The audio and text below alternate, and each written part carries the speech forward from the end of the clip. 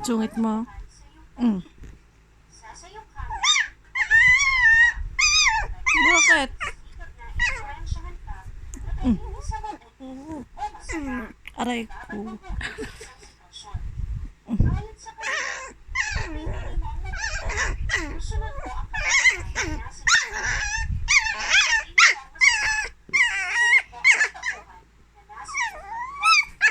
Attitude mo, attitude.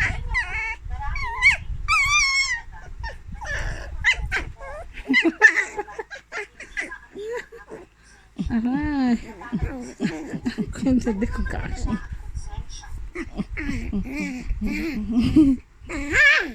Wag ang sakit. Aray ko. Mapag-room ko na sana para yung kuko niya. Ano nga ba ang konsensya?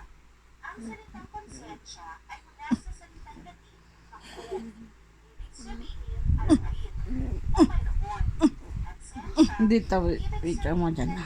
Lalakad lang.